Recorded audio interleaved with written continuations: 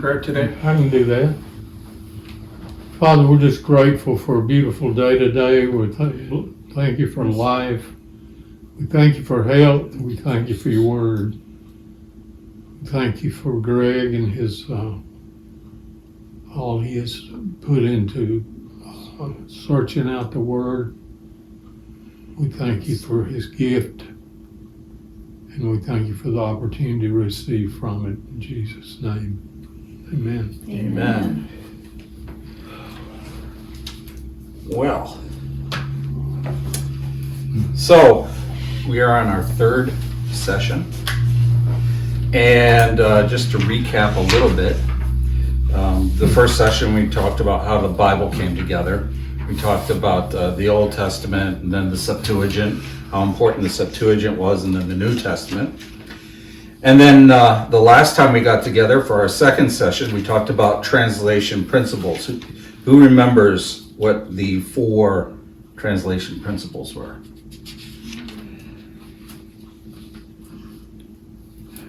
And yes, Orthodoxy or Catholicity. How do you pronounce that word?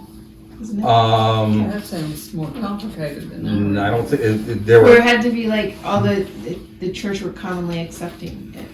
That would be. Wait a minute.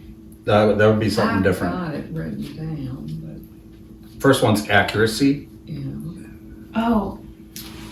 Yes. The 4 principles. Accuracy, teamwork, review, revise, and correct. Very good. Very good. And we talked about the different types of translations. You remember the 2 different types? Oh, you mean like the Literal? paraphrase? Literal. Yep. And the one where they changed the words interpretive. or Dynamic. something? Dynamic. Equivalence. And then we talked about paraphrases and study Bibles. So now that we've talked about the Bible, and we have a book in front of us that we have good familiarity with, how we got it, how it was translated into our language, now comes the task of studying it. You can read it, and that's hugely beneficial, because that's one of the ways God can speak to us. You can meditate on it, and especially with the Psalms, that's fantastic. It's a way of filling yourself with God's Word over and over again. But we're going to talk about studying it, and that means we're going to get into the text. We're going to get into what the text says, and then what it means, and then what do we do with it afterwards. So to start off with, I'm going to give you 2 big words, but they're not difficult. First one is hermeneutics.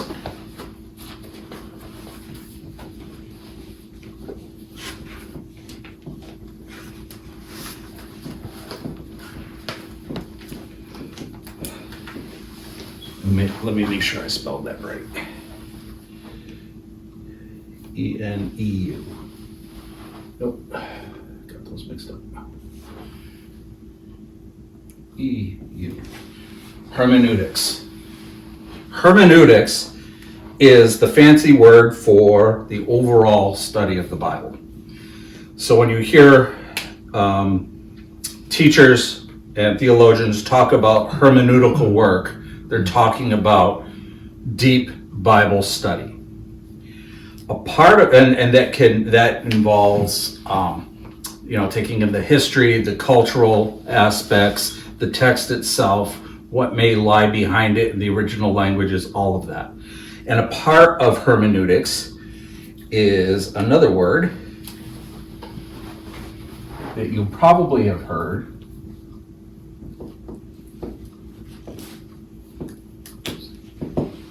Exegesis.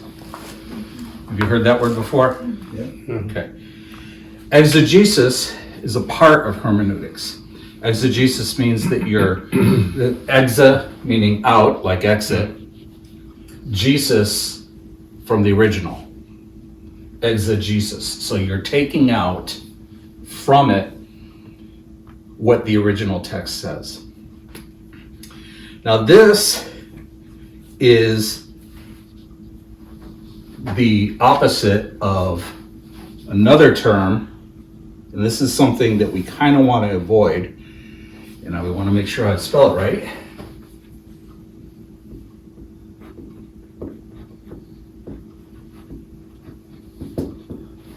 Eisegesis. What do you think eisegesis means? Actually, that's an E. Sorry. Within. What's that? Within. Yep. So you're putting into the Bible what you want to read. So now we all come to Bible study with theological glasses on. And these glasses is what we filter our study through. And when you're really studying the Bible and doing exegesis, you do your very best to put all of that aside and see what the text says. If you come in with a theological perspective and you only read the Bible from that theological perspective, then you're doing eisegesis. You're reading into the text as opposed to taking out of the text. Does that make sense? Okay. So we want to do exegesis and we want to avoid eisegesis, and we avoid eisegesis by keeping it in the back of our mind. Let's put our theology on hold. Let's see what the Bible has to say. I'll give you a case in point in that. For a long time, I took that passage in 1 Timothy where Paul forbids women to teach men. I took that at its face. I thought, I don't like it, but Paul said it. And I looked at that passage through that theological lens. Everybody did that for years. That's right. Until I heard a very, very smart man by the name of Dr. Craig Keener. And if you don't know who Craig Keener is, he's quite a fellow. He wrote a 2-volume work documenting, I think it's like 4,000 miracles and actual medical documentation, the whole thing. Incredibly smart guy, professor at Asbury Theological Seminary. He did a book and he did a talk that I heard on that passage. And he said just what I said. You got to put your theological lens away, see what's in the text. And what's in the text is what Paul is writing to Timothy at Ephesus. He's not writing to the whole Christian church. There's something about Ephesus that he's saying to Timothy, I don't want women teaching there. And it has to do with the god Artemis, and Artemis is a prostitution god, and women had an abnormally high influence in that city in spiritual and political things, so they dominated the culture. So in this church, he needed them to reverse that, But when you look through the rest of the New Testament, especially Paul's works, he elevates women. Jesus elevates women to very high places. When Mary and Martha were visiting with Jesus, and Martha was in the kitchen, Mary sat at Jesus's feet. Now, we read that, we kind of blow past it, but for a person to sit at the foot of a rabbi means that they are on equal ground with all the other students. And that, I think it was John that mentioned that. John mentioned that Mary was sitting at Jesus's feet, and he's saying Mary is equal to the rest of the bunch. And that struck me. I was like, that's when you start taking out of the Bible what the Bible says instead of putting into the Bible what you think the Bible should say. Does that make sense? Yeah. Good. So, the method that we're going to talk about tonight of studying the Bible, and there's lots of different methods of studying the Bible. If you've ever heard of the Thompson Chain Reference Bible, I think they still make them for King James Version. I knew they did it for NIV and NASB a long time ago, but I think it's only King James Version now. But the Thompson chain system was chaining passages and scriptures together. Each passage had a number, and you go look up that number, and then you'll see all the passages related to that one. And so that's one way of doing it. Then there's several different other ways. The way I'm going to do it is called the inductive Bible study method. And this was developed by a fellow by the name of Dr. J. Lyle Story at Regent University. I'm taking a course with him right now. Very, very smart guy. And he is a renowned scholar on Greek and New Testament studies. There are other inductive study Bible methods, and most notably Kay Arthur. If you've ever heard of Kay Arthur, she's a Bible teacher. She has an inductive study Bible method, and this includes it's a system of color coding words with colored pencils and making symbols so that you can, connect things together. And it's a really good way of studying the Bible. But I'm not a colored person. I never colored very well. I was a scribbler person. So I'm gonna teach you the method that I have learned from Dr. Story, and then you adapt it to your personality, to your learning, the ways you learn, adapt it and use it in the way that you see fit. So let's talk about inductive versus deductive. Inductive means that you gather meaning from a specific source.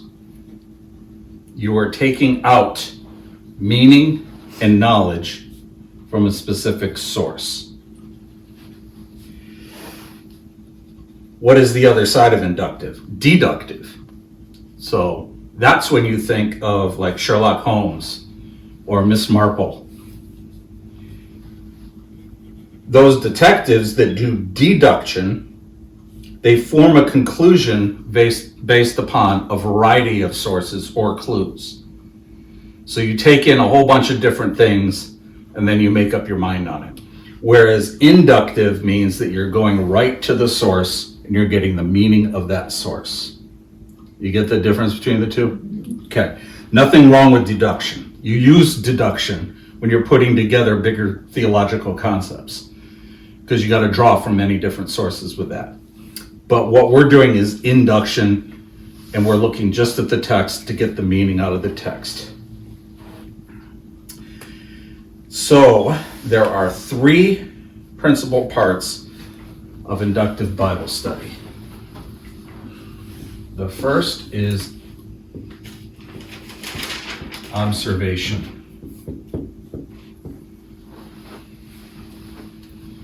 What do you think I mean by observation? What you catch easily by Yep. looking at. Yep. What else? What stands out to you as you read what you're... Mm-hmm. Yep. Anything else?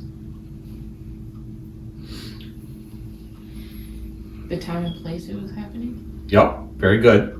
Very good. So observation is, think back to Dragnet, and I know I'm dating myself here. No. You know Dragnet. Where what did Friday used to say? Just the facts. Yeah. That's all you're doing. You're looking at the facts. You're not making any judgments on it. You're not making any conclusions on it. You're just saying, this is what happened. This is who was there. This is the description of that person. This is the description of that area. This is what this person did. Okay? That's an observation. When you start saying, this is why that person did it, you go to the second level, and that's interpretation.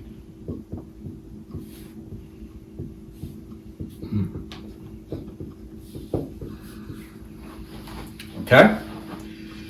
So you make a whole bunch of observations. For my exegesis papers, I usually have to do 10 observations. And from those 10 observations, you pray over them, you look over them, you say, what does this mean? And then that's when you come up with an interpretation. And for my exegesis papers, I do 2 interpretations. So you have 10 observations for these papers and 2 interpretations. And this is telling you, this is your interpretation. What does this mean? Okay? But if we stop there, what good is it? It's just words on a paper or concepts in your mind. What do you have to do to make this real? Apply it? Perfect. Third step. application.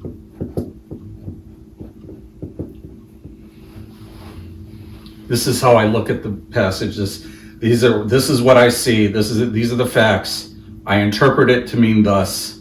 I'm going to apply it in this way so that I can live out what I've just learned and studied. So you make observations, you do an interpretation, then you find a way to apply it.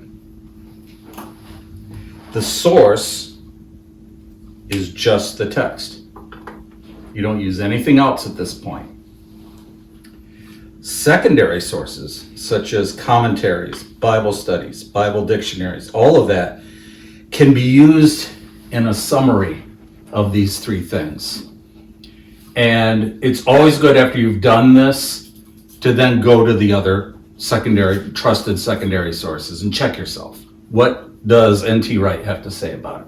What does the Expositor's Bible Commentary have to say about it? And that sort of thing. That's just good practice. What do my Bible study notes say? Am I off base here, or am I on track? But your first move is entirely with Scripture. Now let's talk a little bit about these secondary sources. So commentaries come in two forms. One is like a multi-volume form, where you have basically a commentary for each book of the Bible. Some commentaries are just for the whole Bible and they're one volume. So that will be very high level. You're not going to get a whole lot of depth out of those one commentary Bibles. If you can find a commentary set in a library someplace, that's an excellent way of looking at it. You want to make sure that the theology behind that commentary. Like right now, InterVarsity Press is putting out the Tyndale commentary series, and they're doing a special. You get 2 books a month, and it's $12 a book as opposed to, I think it's $25 a book regular. And so I'm sort of building it up so I can have it. I made the investment in the Expositor's Bible Commentary, which I think is 16 volumes altogether. And I did that early on in my studies just because I knew I'd be going to that all the time. I go there after I've done this. And I trust those sources. I'm like, this has been recommended to me by Dr. Story, Dr. Gordon Fee, who wrote How to Read the Bible for All It's Worth. These are really, really good sources. So that's a commentary. A commentary will give background, it'll give explanation, it'll give interpretation, it might give application, but it's probably going to be focused more on observation and interpretation. And that way you can say, all right, I'm on track here, I'm reading this correctly, or maybe I need to tweak it a little bit. I missed this part in my observation that changes my interpretation a little bit. Study Bible notes. So I think everybody got Bible study, a study Bible last time. You'll notice that there's notes at the bottom. They come from a theological perspective of the writers of those notes. So you want to make sure that your study Bible that you're using is one that you trust, that it's from a good source.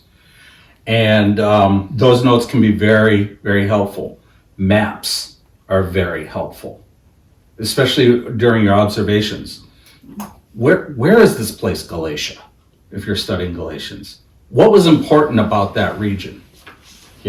So those maps are great. Where was this in Paul's missionary journeys cycle that he visited Galatia? So maps are really important.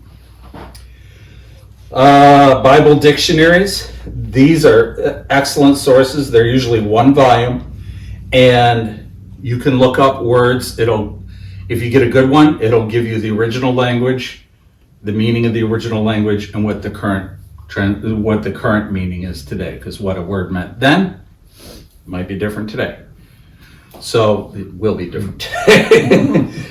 So Bible dictionaries are an excellent, excellent resource. Let's get into observations here and dig down into observations a little bit more. Observations answer the question who, what, where, and how. Okay? They come from the main text being studied, but also from linked texts. So I think in all the Bibles that I gave you, you will see that somewhere in the notes, there is linked to other scriptures. So those are important. So if you're studying a text, you want to look at those links. What do the other texts associated with this say? How does that shed light on this one? You're still dealing with the Bible only, but you're starting to pull it together a little bit more. Especially when you have, like Peter's speech on Pentecost. He draws from Isaiah, he draws from Joel, and going back to those Old Testament passages that he's quoting is important. When Paul talks about Jacob I have loved, Esau I have hated, well, let's go back. What does that mean? Does he mean two people or does he mean two nations? One he's selecting to be his own, Israel. The other one he's saying, this is not of me. This is not of me. Okay? So you want to go back to those linked passages and look at them. There are elements of observation. So, you guys all set with this? Mm-hmm. Okay.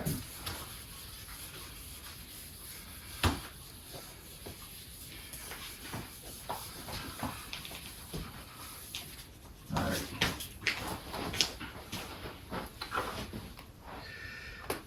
Okay. So the elements of observation.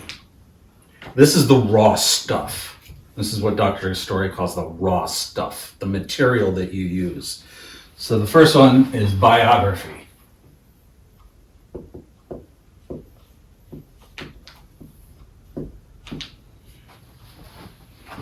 Who are the people? Who's involved here? Okay. The story of in Luke 2, at the end of Luke 2, where Mary and Joseph are bringing Jesus for dedication to the temple, and Mary's cleansing after her time of quarantine after giving birth. They meet up with Simon. Who are the people involved? Mary, Joseph, Jesus, and Simon. Who are these people? What does the passage say about these people? What does the previous passage said about Mary and Joseph? What does Matthew have to say about Joseph that's different? So biography is you're looking at the people and what the text is giving you about those people. Sometimes it's very little, sometimes it's a ton. All right. The next thing, and I talked about this already a little bit.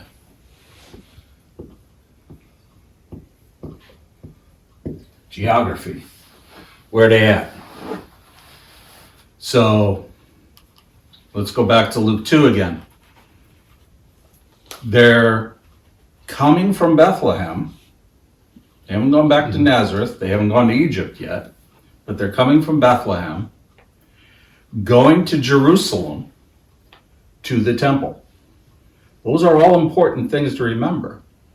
Remember that Bethlehem was not their home. Nazareth was their home. So they were still far away from home. Jerusalem, huge city. Probably 250 to 3,000 people during that time were in that city. Big city for that day and age. Different from little backwater Nazareth, with no stoplight in the middle of the town, just straight through. And so you get the feeling maybe they're a little bit out of place here, but they're going to the temple, not the synagogue, but the temple and all that's in there. All of these geographical things play into your observation. What's there? What is happening in this place? Where are they coming from? Okay? So the next one is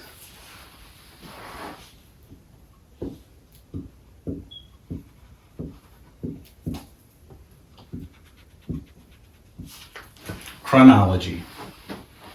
This happened, then that happened, then this was the response. So that's a chronological, that's a time movement.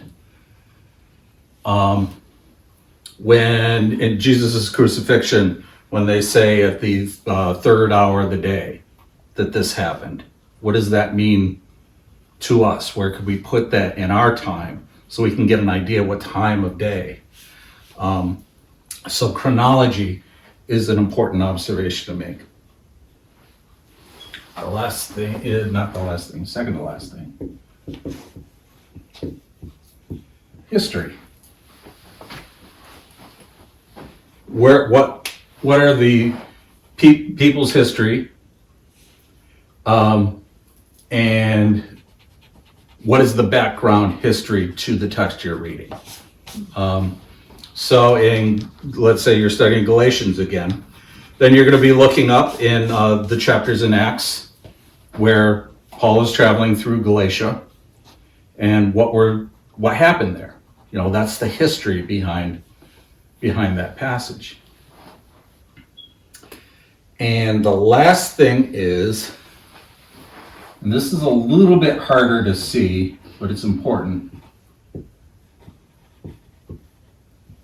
Ideology, the ideas. Is there an idea being put across? So in Paul's letters, there's tons of ideology. It's spilling out all over the place. If you're reading the Gospels, you got to kind of draw it out a little bit more. But with like Proverbs, every proverb is an ideological statement.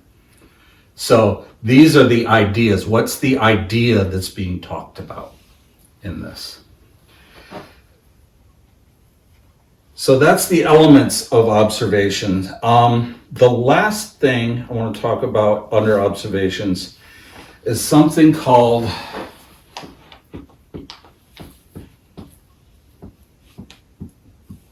figures of speech.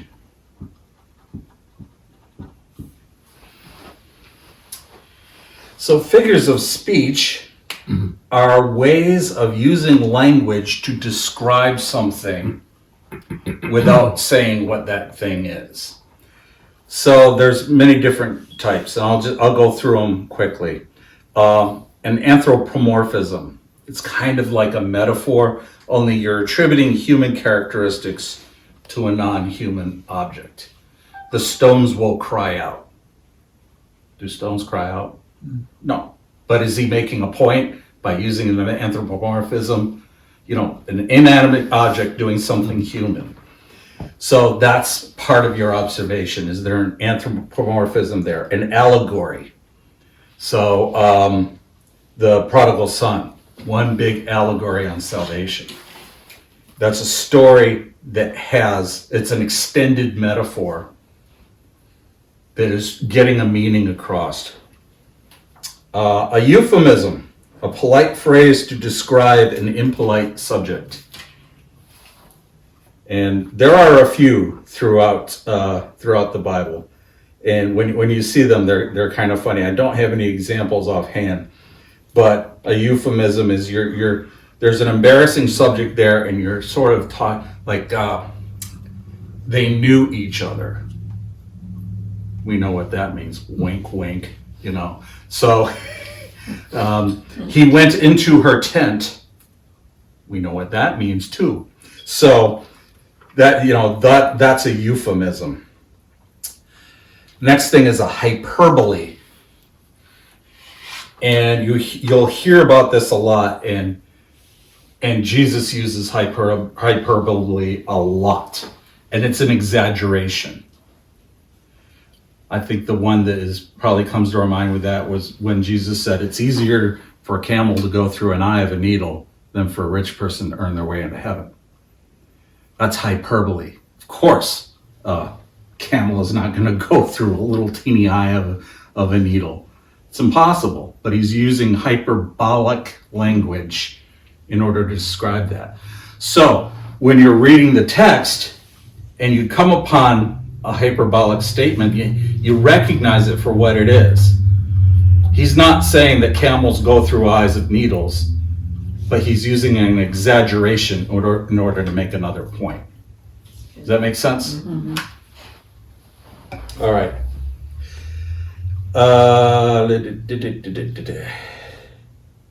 Irony or sarcasm. Should I go on sinning so that grace may abound? Certainly not. You've read that in, I think it's Romans. He's being sarcastic there. Galatians is full of sarcasm. He's really cranky at those people. And so he loads a lot of sarcasm in that letter. Let's see here. A metaphor we've talked about a little bit. It's an implicit comparison. It's different from a simile. A simile is an explicit comparison, meaning that you say the kingdom of God is like thus and so. So if you use like or as, you're going into a simile. If you say the kingdom of God is, and you use a description, well, that's a metaphor. So if you're saying it directly is something, that's a metaphor. Is as or like, it's a simile. It's a linguistic distinction that probably is not as important as others, but it's good to keep in mind. You know, is he making a direct comparison or is he making an indirect comparison in the writing? And the last one is I'm going to have a hard time pronouncing a synodoche. And a synodoche is a part that represents a whole or a whole that represents a part. So if you take the three parables of the lost sheep, the lost coin, and the lost son, okay, that's the whole. One of those parables could be the part. All right?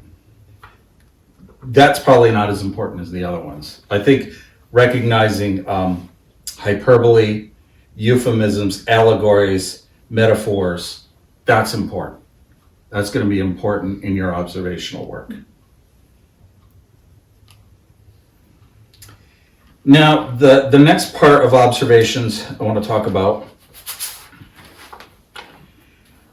and I'm going to give you a little something. This is literary observations. So this is for you to keep.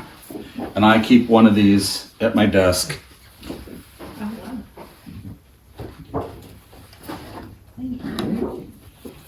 There you go. Thank you. Now,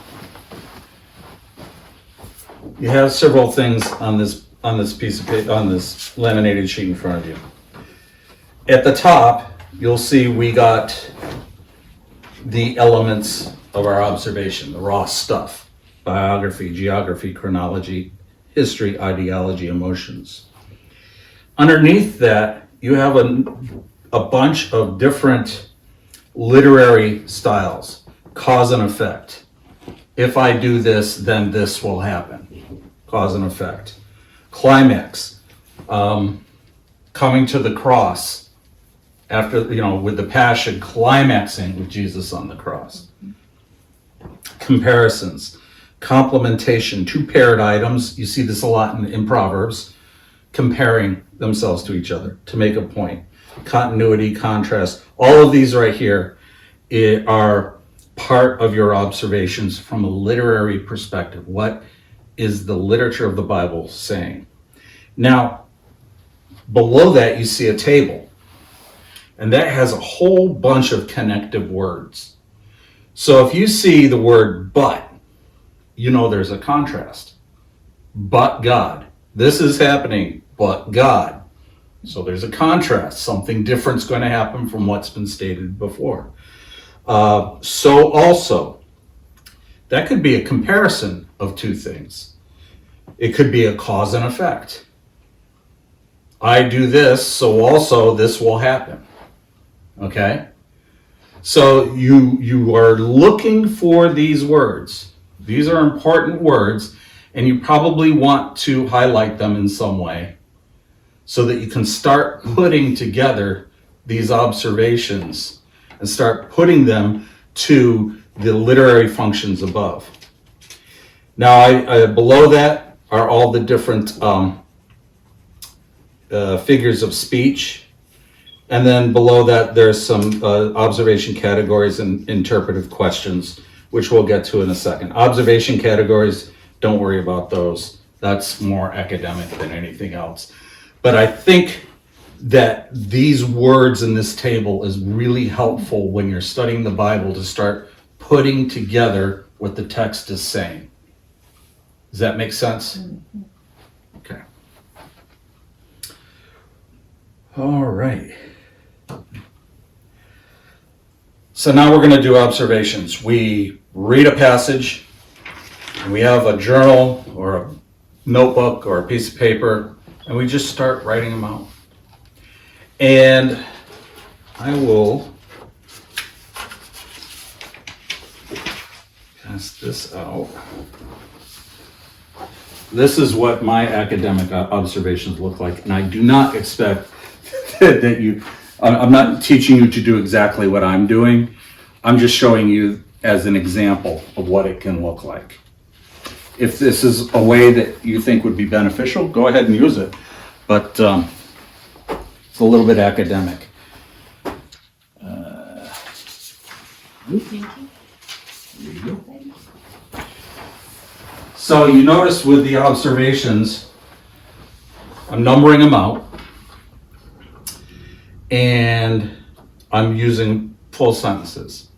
So somebody could open up to Luke, I think it's 23. We're going to start at verse 13.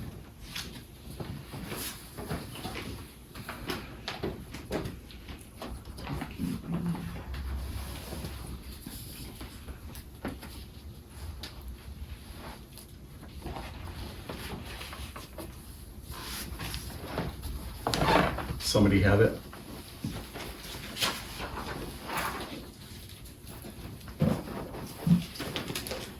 Luke what? 23. 23. Start at verse 13 and go to verse 25.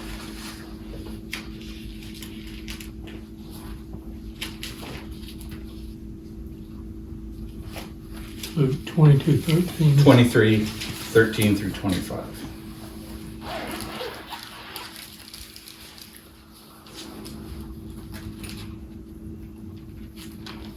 You want somebody to read it? Yeah, if you would, Okay. yeah. Pilate called together the chief priests, the rulers, and the people, and said to them, "You brought me this man as one who was inciting the people to rebellion. I have examined him in your presence and have found no basis for your charges against him. Neither has Herod, for he sent him back to us. As you can see, he has done nothing to deserve death. Therefore, I will punish him and then release him." With one voice they cried out, "Away with this man! Release Barabbas to us." Barabbas had been thrown into prison for an insurrection in the city and for murder. Wanting to release Jesus, Pilate appealed to them again, but they kept shouting, "Crucify him! Crucify him!" For the third time he spoke to them. "Why? What crime has this man committed? I have found in him no grounds for the death penalty. Therefore, I will have him punished and then release him." But with loud shouts, they insistently demanded that he be crucified, and their shouts prevailed. So Pilate decided to grant their demand. He released the man who had been thrown into prison for insurrection and murder, the one they asked for, and surrendered Jesus to their will. So there we have the passage. I just finished a paper on this, turning it in tomorrow morning. So hopefully this is okay. I'll let you know. But these are the observations that I come up with. So observation number 1, Luke provides a biographical introduction to key people in the passage. So that's your first statement. That's your observation statement. Every observation statement needs to have a text to go along with it to prove that that observation is there. Pilate called together chief priests, elders, and the people, and said to them, "You have brought me this man, Jesus, as one who misleads the people." So those are our characters. We've just been introduced to them. My second one, Pilate exposes a chronological cause and effect that contrasts what the chief priests and the leaders found in Jesus and what Pilate found. My verse for that, but, I boldface but, because that's the word that is showing that there's a contrast. After, there's your chronology, but in fact, after examining him in your presence, I have found no grounds to charge this man with those things you accuse him of. Third one, Pilate further gives an ideological, so there's an idea there, an ideological explanation that Herod did not find any fault as well. Neither has Herod, because, there's an explanation word, he sent him back to us. The idea is, clearly, he has done nothing to deserve death. That's the idea. Fourth one, Pilate chronologically concludes his course of action. Therefore, I love therefore. That is such a standout word. You know something important's coming. After the word but and after the word therefore, something cool's about to happen.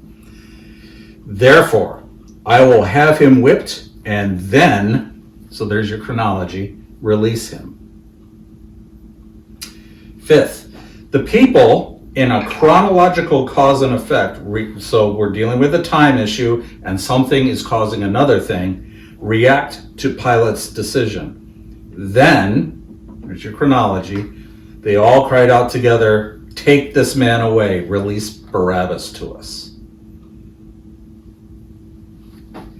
Number 6, Luke provides a biographical introduction and explanation of who Barabbas was and why he was in prison. He, Barabbas, had been thrown into prison for, excellent word there, that's going to tell you, that's going to explain what the previous sentence he meant by the previous phrase. He, Barabbas, had been thrown into prison for a rebellion that had taken place in the city and for murder. Okay? So that's a biographical introduction and explaining who Barabbas is. 7, Pilate tries the second time to release Jesus in an ideological, so there's an idea there, contrast to the crowd's desire. Wanting to release Jesus, Pilate addressed them again, but, and again the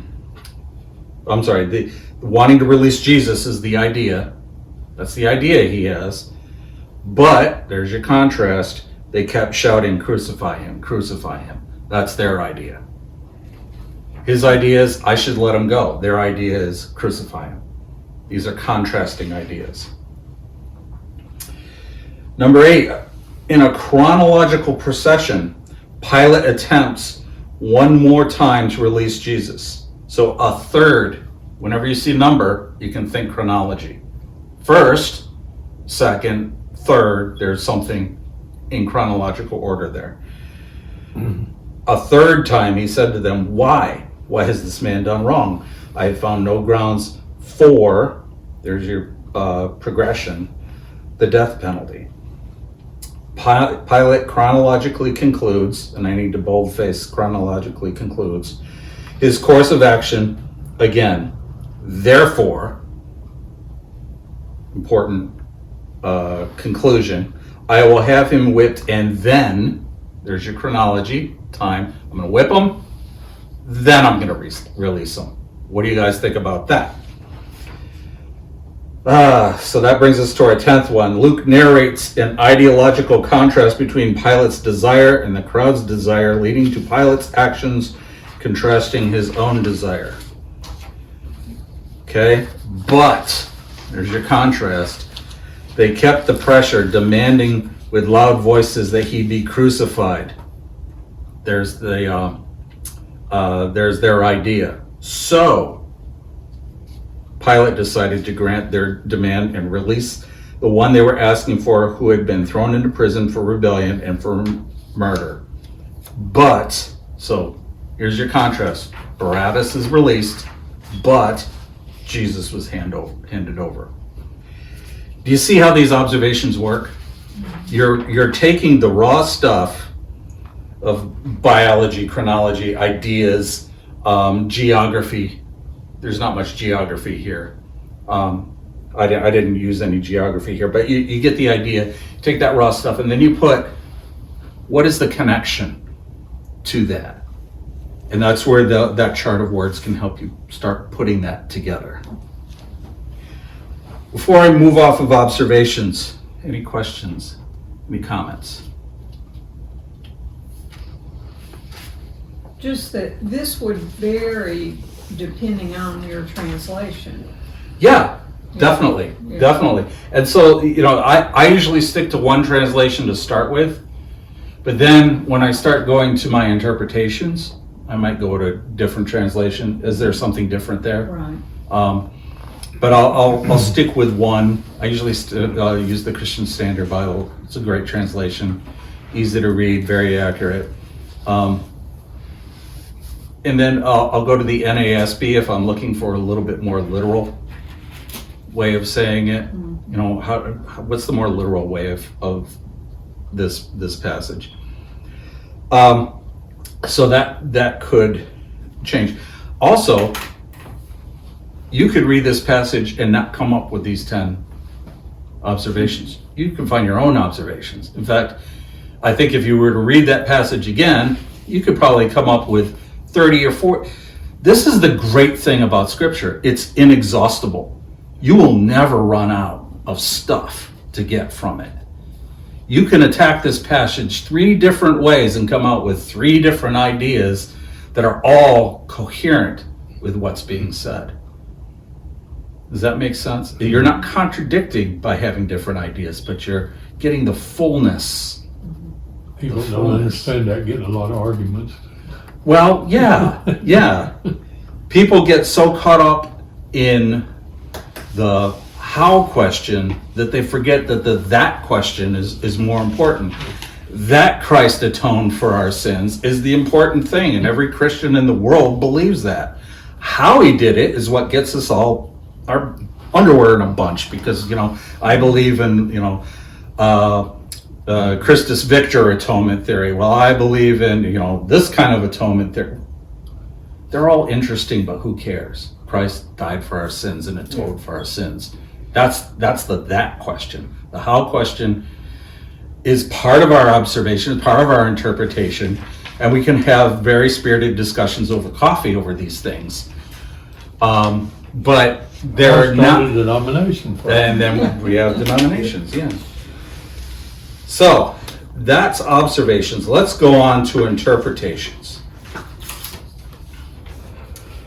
When you want to make an interpretation, you start looking for trends in your observations.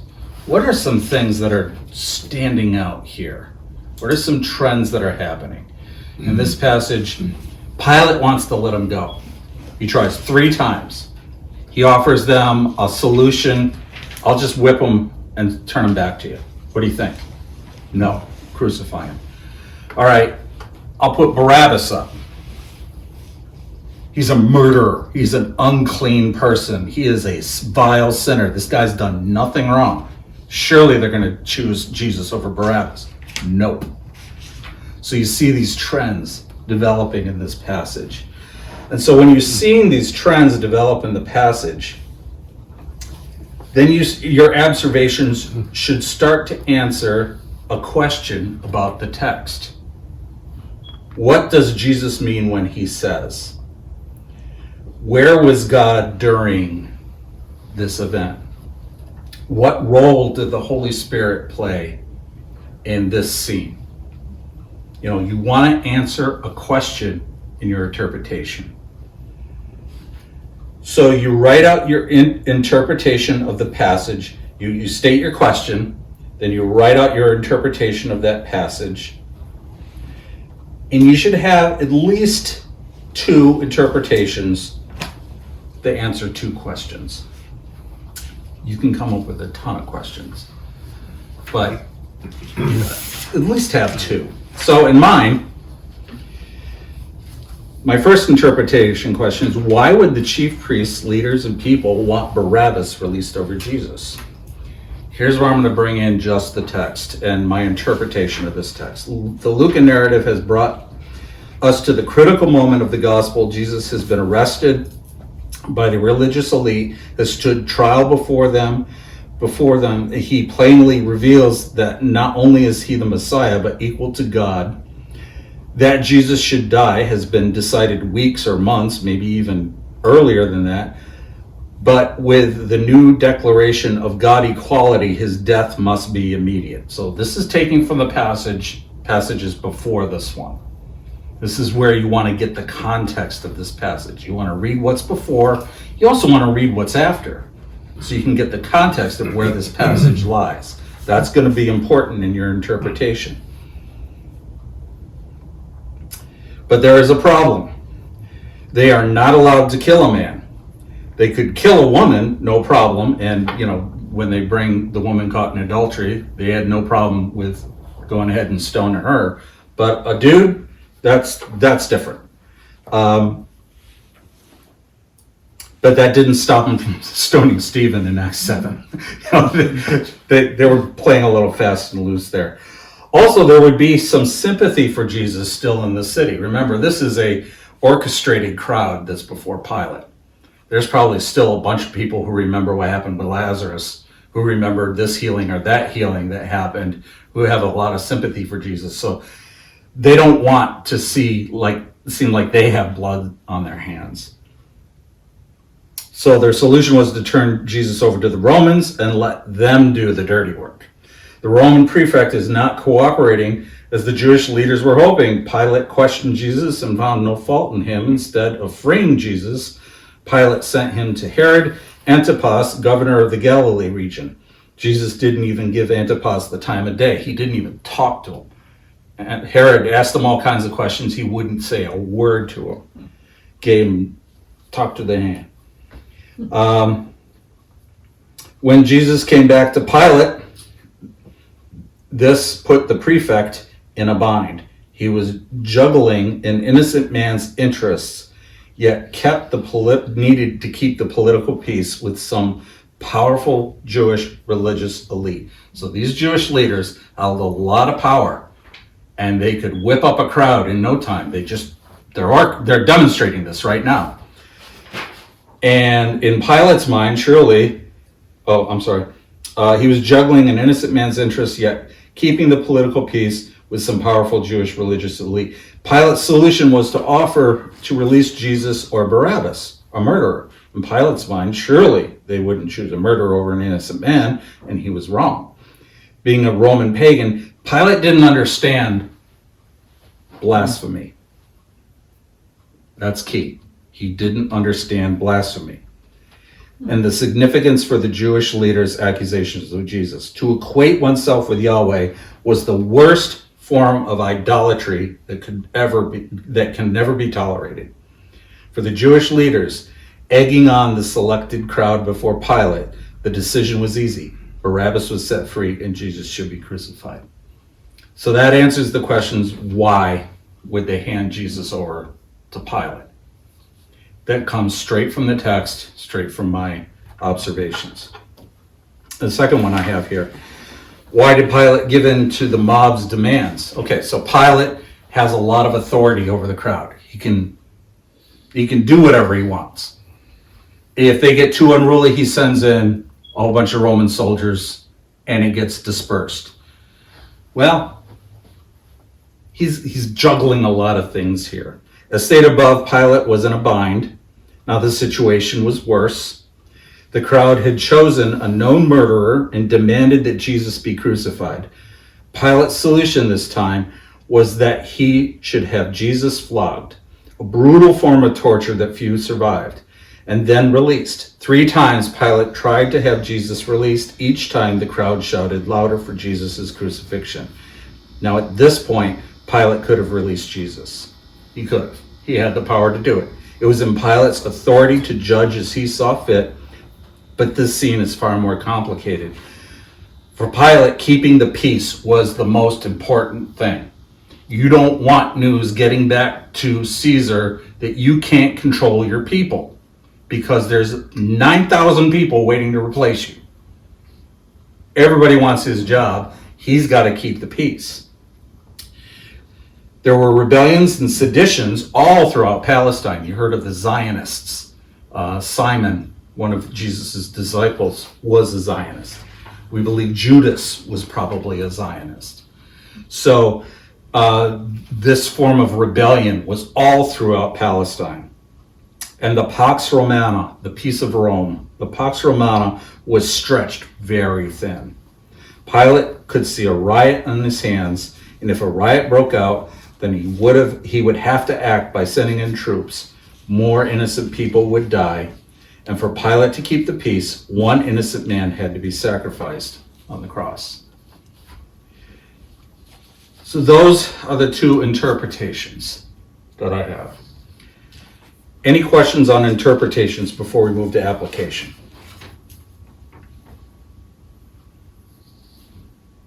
Okay, application.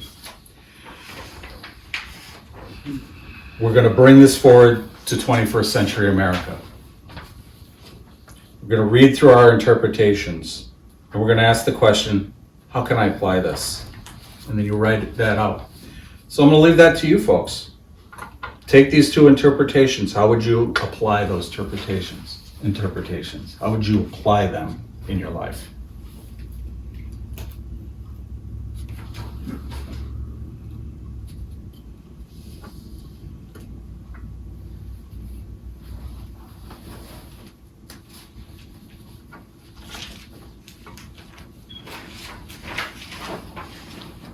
Or even if you have an interpretation that I didn't hit on, how would you apply this passage?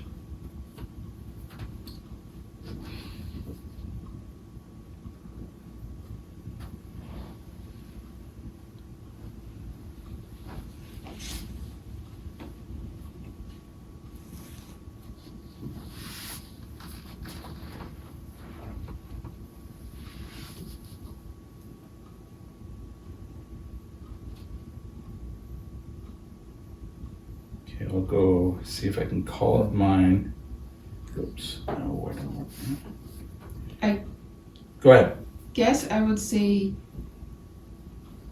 to be very wary of allowing any hatred in my life towards any person, because that would, like, if I to apply it to my life, would like try to and realize it's like, oh, make sure that I never have authority or anything like in a sense that would happen to them if I could, because I know that my judgment against them would probably end up being tainted, or if I had to speak to someone else who had authority over them, because the hate or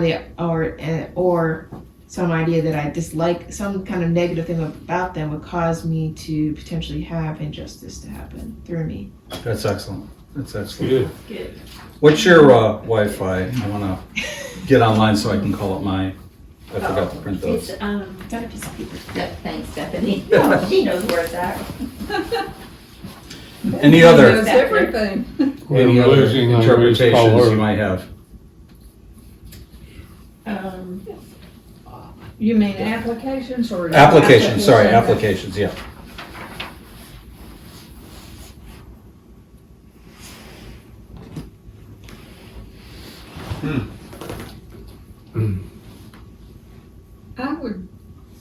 I would say that it would behoove all of us to beware of crowd mobilization and the types of things that happen in a crowd. Okay. Well, it certainly fits in today's time. I was gonna say, this Yeah. whole thing fits perfectly It does. with Yeah, what it does. Trump just went through. Exactly, The that's same what I'm spiritual- thinking about is Yeah, Trump's the whole same thing. spirit Yeah, that was impeach him, crucified. let's string him up. Let's just Yeah. kill him. And the fact that the elite Yeah. is for killing him. Trump he's not probably totally innocent, but in a sense, what they're accusing him of, he is innocent. So that applying it today shows it's the same spiritual battle down through the ages. Shoot, Wow. I can't join. Oh well. Let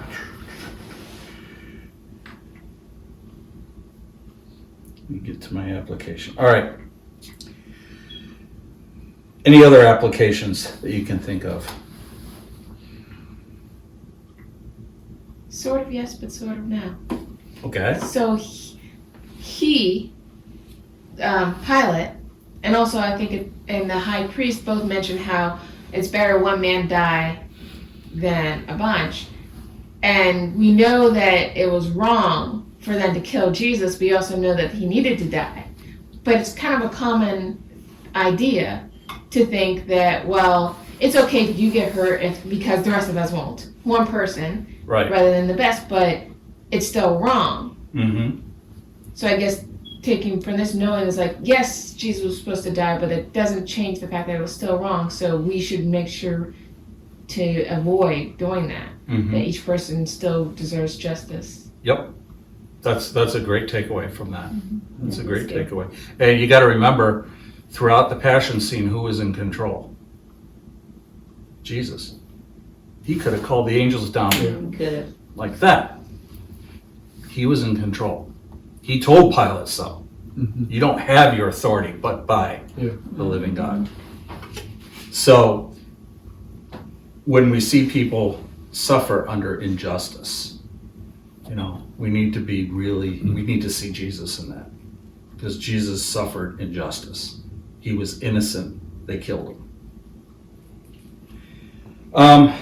Let me just give you quickly my application. Jesus promised many things. One of his promises was that we do not often think about is the promise of persecution.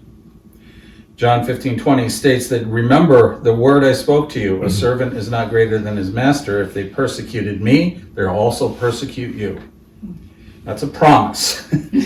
The scene we are looking at in this passage clearly shows the crowd's hatred of Jesus. The crowd will soon turn on the disciples in Acts 4, and eventually a former Pharisee, Paul, in Acts 21. Here's the fundamental truth of persecution.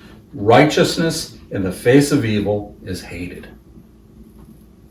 The enemy, the Satan, hates righteousness. He hates anything that is described in Philippians 4:8-9, whatsoever is good, pure, lovely, all of that. He hates that. He will stir up his agents, demons, against righteousness. With this scene, Pilate knows that Jesus is innocent of any actual crime. He is not murdered or stolen, nor has Jesus uttered the words of violence and sedition. He hasn't said, I'm going to take over and throw the Romans out. There were a lot of people in Palestine that were saying that. He wasn't saying that. He was saying, love your enemy. Radical departure from what you would think a revolutionary person might say. Pilate, he taught that people should think of others before they think about themselves. He demonstrated his power by healing, delivering, raising people from the dead. Jesus was pure righteousness, and Pilate chose to give in to the mob and kill an innocent man in the face of the crowd. We can take as an application, whenever the enemy comes against us in our ministry, we can be sure we're probably doing the right thing. If we don't feel opposition from the enemy, then we're probably not on the right track. Jesus faced persecution with a resignment that the cross was his destiny. But he also knew that the cross was not the final destiny. When we face obstruction from the enemy, we have to hope that God is working this opposition to declare his ultimate glory. So that was my interpretation of the passage, that, in the face of persecution, look beyond it. It's promised to us. We're going to get it. And if we are working hard for the kingdom, if we're working hard for God, and we're meeting opposition, guess what? we're probably going the right way. Because say if we weren't going the right way, Satan would be like, yeah, come on, keep doing it, and gets us further and further away from what God really wants us to do. If we're meeting opposition, Satan's threatened, and it's good when he's threatened. Let me see if there's anything else here that I need to cover tonight. I think that's pretty much it. So, again, after you're done with your application, you can write out a summary, and that's where you can start looking at some secondary resources such as commentaries, Bible dictionaries, Bible handbooks, Bible atlases, and Bible surveys. And that's pretty much it. One thing I want you to notice in all of this is we didn't start with application. A lot of people read and study the Bible and they miss the observational part. Then they miss the interpretive part and they want to jump right into the application. What does this mean to me today? And the question I have for those folks is, how do you know you're applying it correctly if you haven't interpreted it correctly? If you haven't observed what the passage is saying and are taking out from the passage what the passage is saying and interpreting it, how can you know that you're applying it correctly? There is a study Bible, it's probably the most popular study Bible in America. It's called the Life Application Study Bible, which has helped a lot of people, and I don't diminish that at all. But they tend to jump to application very quickly. And that always gives me pause, because if I don't understand what the scripture means, I'm going to have shaky ground on applying it. So observe, interpret, apply. And then go to those other sources and say, am I on the right track with this? Get Derek Prince's books. He'll let you know if you're right or not. He certainly would. Any other questions before we finish tonight? I was wondering if you might have some. So I'll start with the latest thing you said Okay. about if you get opposition, you're probably heading the right way. But isn't it possible that you could get opposition, but you're not heading the right way? That you could be actually going against God, kind of like I think it's Balak on his donkey. Yep. So Yep. how do you determine? Yeah, so I always imagined that Balaam's donkey would have the voice of Gilbert Gottfried. For some reason, that always strikes me. But, so yes, and this is where you use discernment. This is where discernment, he's the guy who does the Aflac voice. Okay. Balaam, why you... Look him up on YouTube. He has a very, very distinct and annoying voice.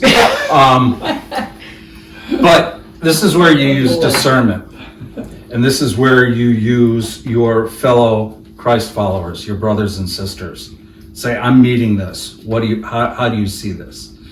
More often than not, if you're doing the right thing, Satan's going to come against you. He is going to come hard because he does not want anybody else entering into the kingdom of God. And he's going to do what he can to make sure that doesn't happen. Doesn't mean that it's always the case that it is satanic. I think with the church building, using that as an example, lots of obstacles in that church building was God saying, it's time to let it go. Right. So that's where you use discernment. So it's not an either or, it could be a both and, you want to discern, weigh it out, talk to your brothers and sisters, get their counsel and advice on it. Make sense? Mm-hmm. Cool. So the second part is, so if people hear that, what if they feel like they don't feeling any opposition at all and feel condemned? Like, well, I guess I'm not really doing anything important for God because I'm not getting any opposition. Like, how do you sort of know, like maybe they are getting opposition and they just don't see it that way? I'm not exactly sure what you're asking. Well, how do you know whether, I guess, that you would determine something as being opposition? Okay. Again, you're going to go to discernment and pray over it, get counsel from other believers. But let me tell you the real key part of all of this. The Christian life is built on a tripod right here. Okay, very, very sturdy thing, a tripod. You take away one of the legs, goes over. The tripod of the Christian life is prayer, Bible study, and fellowship. You don't have one of those, you're going to fall. Yeah. If you have prayer, Bible study, and fellowship, you're in a good place to discern what God is saying to you. If you are doing prayer daily, if you are in His Word daily, if you are fellowshipping with other believers, and that doesn't mean potluck suppers, although I like potluck suppers.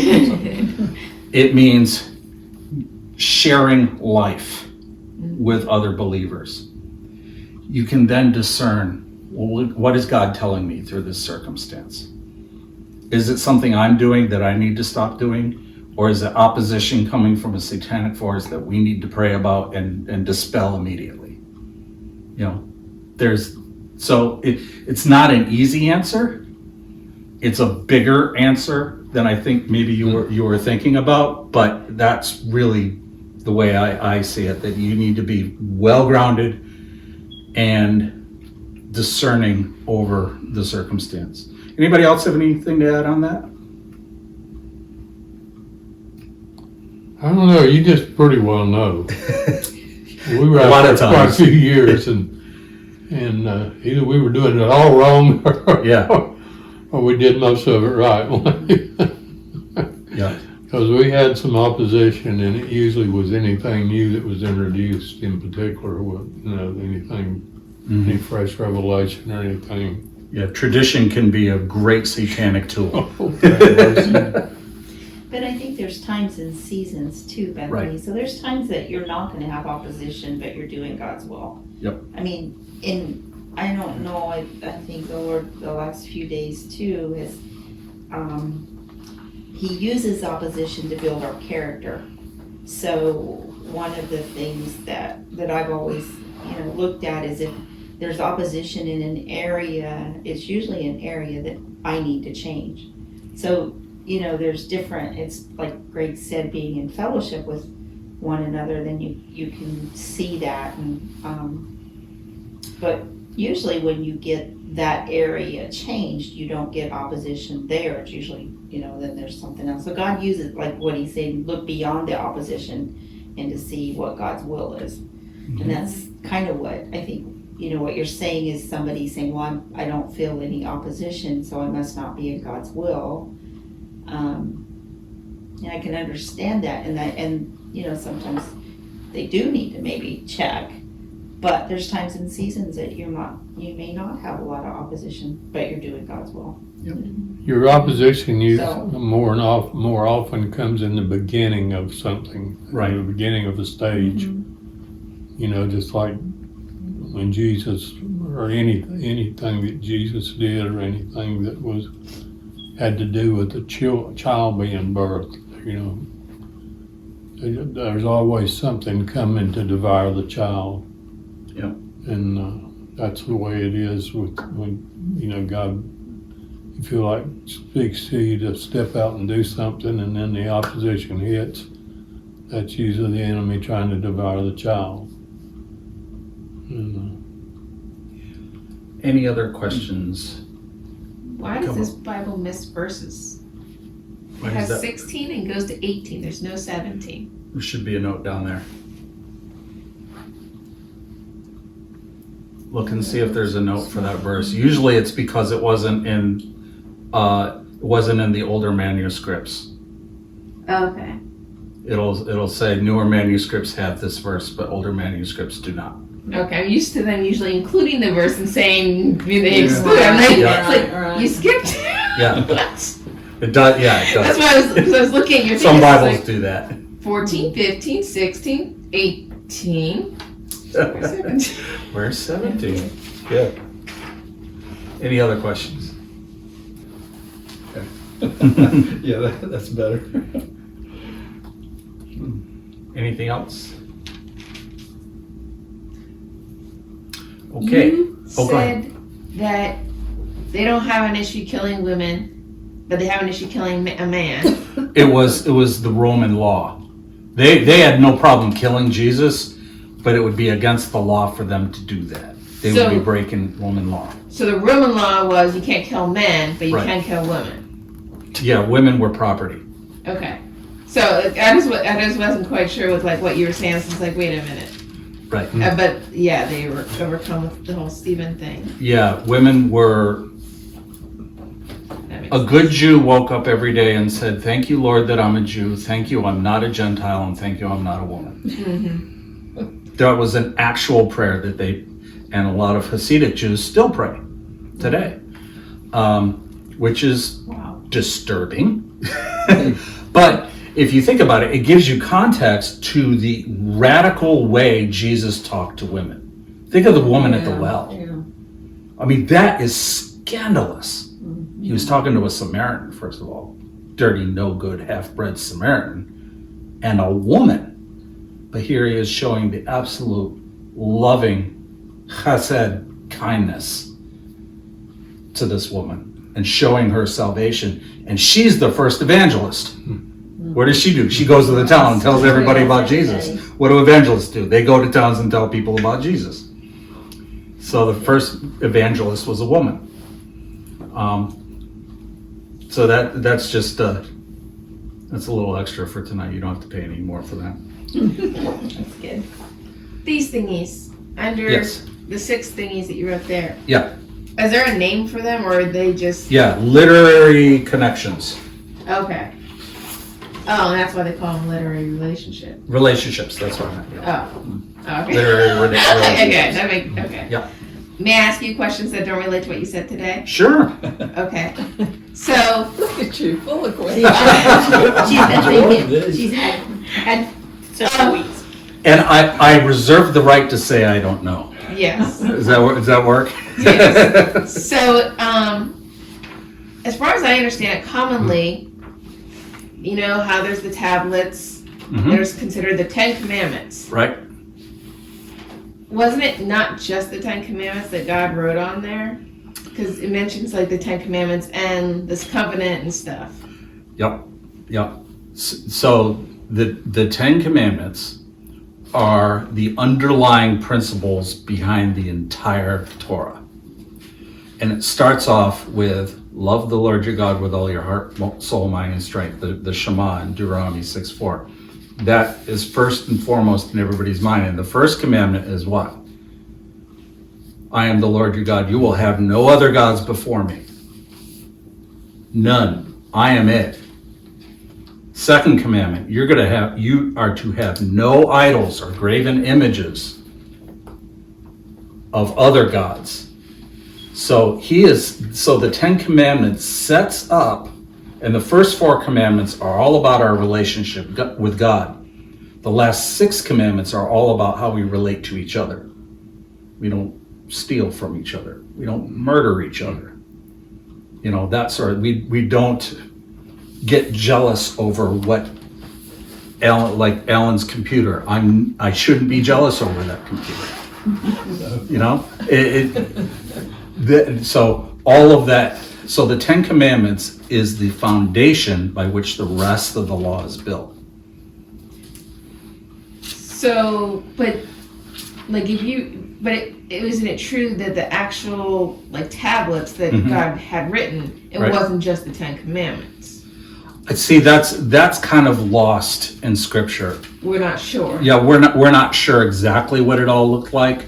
We knew there were 2 tablets with the 10 Commandments. Moses saw the calf, smashed them up against the calf, signifying to them, you've broken every single one of these, you know, boneheads. And so he had to go back up the mountain and get a new set along with the rest of the law. So we're not exactly sure what that looked like. We do know that the 2 tablets of the 10 Commandments were in the Ark of the Covenant, along with Aaron's staff and manna. So all of that sort of ties in. But the foundation of everything you read in the law is on the 10 Commandments, and the first two are the most important. The rest of the 10 Commandments don't make any sense if God isn't supreme. If there isn't a God, why shouldn't I steal? There's no morality telling me. It's what I feel. You know? Do I love my neighbor or do I eat my neighbor? Is there a preference? You know? You know? If there's no God, there's no morality.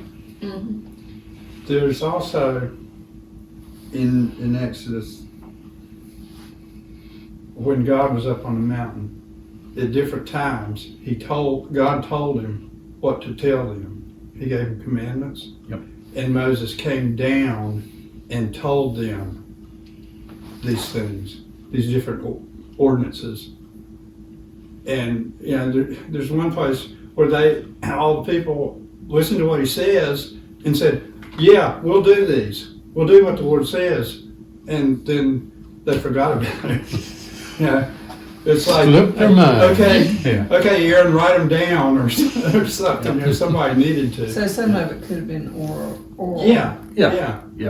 rather than. So not necessarily those two tablets had everything written on them. It was. I'm sure it was over several different articles that it was written down, but the focus the focus was on the 10 Commandments always, because the rest of the law doesn't make sense without them. And the 10 Commandments don't make any sense without the first two. He had them sticky notes. Yep. Sticky stones. Sticky stones. Sticks those over my head. That's some adhesive there. Or maybe it was on his. One more, then I gotta get home. The first week you said that Wow. Yeah. Genesis 1 That through was a 7 long time ago. 1 through 7 days was not literal, and that you, I think you were saying that you believe that the earth is not a young earth. Right. Um, This is one of those how questions that we can have spirited discussions over and disagree and be friends. well, So that's okay. So I Right. just want to get that out. It's okay to disagree on these things and be happy with that. But go ahead. I was curious, what about the fact that God is saying that death enters through Adam? Does that mean if people who believe in the long earth and stuff, are they thinking that just means humans and it's okay that all animals are dying? The animals have a temporary life, whereas humans are created to be immortal. And that's sort of how it fits in. You have to remember that those of us that believe in a old earth creation narrative, meaning that the first 3 chapters, maybe the first 11 chapters of Genesis, are more Hebraic poetry trying to get across themes and principles and messages as opposed to details and facts. That's what we're going to be taking out more than the particulars of how did this happen, how did that happen. We're more interested in God did this. God made creation. He did it in an orderly way. That things happened in a very specific way because he designed it and he spoke it. And that he made man in a specific way so that his image would be reflected on his creation humanity. And so those are the things that those of us that are old earth creationists take into it, which allows for the science, which says resoundingly that this universe is many millions of years old. It allows God to work within that framework. God can work in whatever framework he wants to. He could have created it in 6 milliseconds if he wanted to. But the point is that he took a procedure and he did it in a specific intentional way. And that's the principle that you take out of it. Does that make sense? I want to make sure that if I meet up with somebody who takes that passage literally, that's fine. That's one of those things we just disagree about, and when we go to the eternal Q&A session, we'll ask. You know, what does it look like? We'll look at each other. Oh, we were both wrong.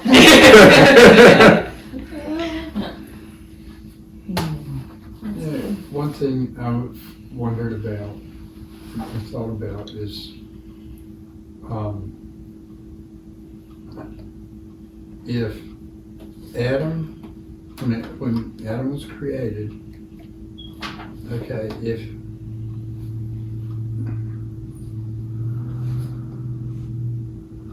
if he would not have sinned, when he did, God said it's important that we get him out of here before he eats of the tree of life. Mm-hmm. And so I've been wondering, okay, what was if Adam, before he sinned, was he eternal? What was the point of the tree of life? He was intended to be eternal. And the thinking is the tree of life represents God's presence. And God's presence is life. And because Adam had sinned, God had to remove himself from his presence in that deep, meaningful, intimate way. Mm-hmm. And so the tree of life represents that presence of God that man can't partake of anymore. Because if humanity has now fallen into sin, they know good from evil, instead of knowing God is all good, they can't partake of that immortality anymore. Because that tree of life, that presence of God, Is was his what presence. sustained them, is his presence. Okay, yeah, I've not thought that.